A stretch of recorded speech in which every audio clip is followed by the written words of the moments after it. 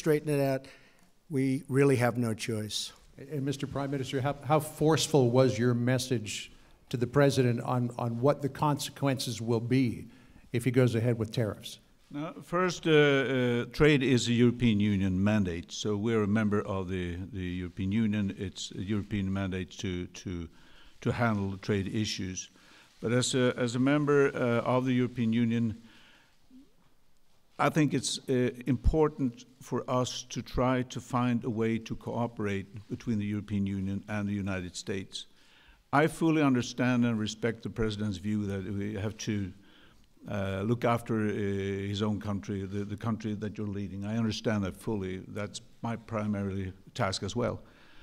But for me, leading a small country, depending on open trade, the best way for us is to do that with others, because our export equals to 50% of our GDP. So for us, it is crucially important that we have this open and free trade. Today also, I believe that the supply chains are very, very complicated to see. I know that, for example, when we sell our fighter aircraft, which is a very good aircraft, the content is perhaps 50% American. So we want this to be resolved in cooperation. And when it comes to steel, yes, we have an overcapacity in the world. That's obvious. But at the same time, it is China that is producing about 50% of the steel in the world. So, and European Union, perhaps 10% and less than that. So, to summarize, I think it was a pity. Again, it's a European Union mandate, but it was a pity also that the TTIP negotiations ended, because perhaps with negotiations and talks, we can come into a situation where the European Union and the United States can cooperate. I think that would be a very good solution.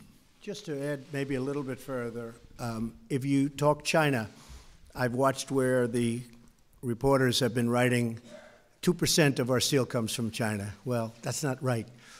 They transship all through other countries. And you'll see that a country that doesn't even have a steel mill is sending us 3% steel for our country. And many countries are doing it, but it comes from China.